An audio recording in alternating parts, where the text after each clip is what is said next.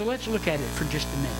This New Testament, or New Covenant sanctuary and its sacrifices, we saw it in verses 11. And if you wanted to hear all about it, you got to read clear up through verse number 18 or 19 in chapter 10. But now we see some striking contrast. In chapter 10, the writer continues his explanation of the superiority. I like that. Not only is it new, but it's superior. Say superior. That means better. That means top of the line. How many of you drive Cadillacs? In our paper this morning, it showed a picture of General Motors' newest car, probably in yours too. It's about that long and this wide, and it's going to bring General Motors back from the brink of disillusionment. I don't think so. I don't think so. My old car looked better than that.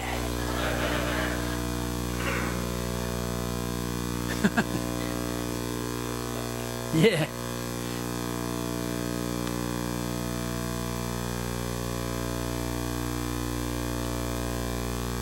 God was never totally satisfied with the sacrifices that the high priest offered when he went in to this most holy place on that day of atonement. There was always something lacking. But in this new covenant, let me tell you, there is nothing lacking. When Christ on the cross said, "It is finished," that could have 1,000 1,000 connotations. Not only was his work at that time on earth finished, but the old sacrifices and the old ways were finished, and a new way was being initiated. What was the name of the school out there? Horizon. You know, when you look both to the east and to the west, you can see two horizons. You just got to be sure which way you're going. So you have your eyes, as they said, on the new horizons. Is that what they call it? Just horizons. I want new horizons. This time, when we were here, what was it, a few weeks ago, to see this place when you first acquired it. And now here today to dedicate it. And this is a new beginning. It doesn't matter that we were at our Horizon or over in the other school, I can't even remember the name of it, or in my living room. None of that matters anymore. What matters today is where we are now. What matters now is how long before we can kick this wall out back here. When I went in there this morning again, I didn't see a bare floor and rafters and a little bit of junk.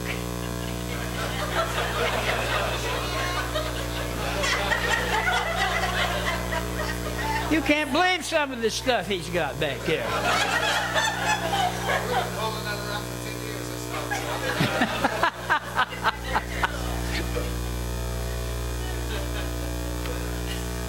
But I see something new. See, did you ever sing the old hymn, "Morning by morning, new mercies I see"? Tom, I see something new. You who sit on the front row now, if you stay in the same seats, won't be on the front row. You'll be about 2/3 of the way back. So you're going to have to move.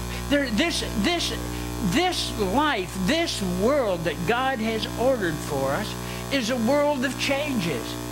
You can't stay where you were. You got to move on.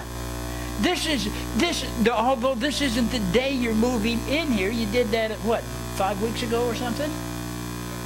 But this is symbolically a day for new beginnings.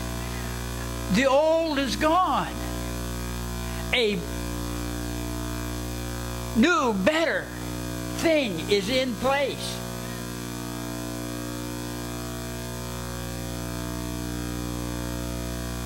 Christ's second coming, or Christ's first coming, revealed what God had determined from the first to be necessary to deal with sin. Do you know that when God gave Moses the law on Mount Sinai, he knew that it wasn't going to be good forever, that there was a better one coming, one who would set you free, one that would not be written on stone tablets, but one that would be written on the very hearts of men.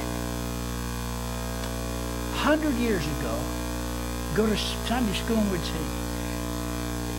say, "In my heart there rings a melody." Any of you ever sing it? Did you? Did anyone ever sing that beside me? Mind you, everyone? 6 of you. It's a wonderful song, because that's where the law of Christ is written on our very hearts, not in some theological paper in Springfield, not something that the Pope has transported around in his Pope-mobile, but written in our hearts. A lot of people get all upset from time to time. This goes around. You know the old expression, what goes around comes around? People worry about the mark of the beast. And some people think that the beast is at Camp David or someplace this morning. I don't know about all that stuff. But I do know this. As a believer, you can get so twisted up about foolishness that you forget that the law of forgiveness is written on your heart, and you're a new creation. I'm a new creation, a brand new man. I'm not the same as I was before I got saved. I didn't go through a reformation process. I went through a cleansing process where the blood of Jesus Christ was applied to my life, and I exited that as a new creation. I'd like to tell you, I exited it as a perfect creation. It's not quite true. Preachers lie. You know preachers lie. You heard Tom Finken stand right here this morning and lie to you when he said he was better looking than me.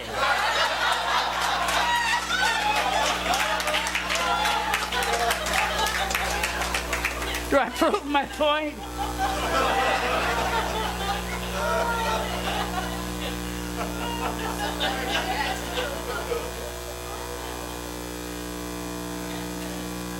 The effectiveness of this sacrifice of Christ is demonstrated in 3 ways that I'd like to share with you right now.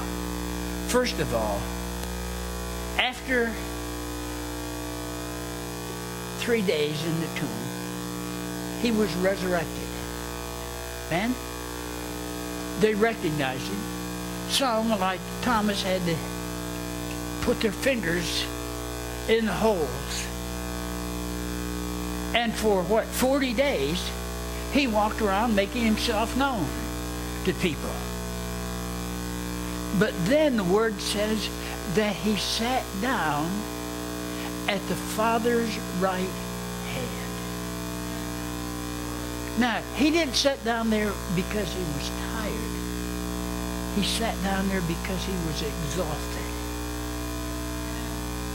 But he's still busy on our behalf. That's right, Virgil. He's making intercession for us.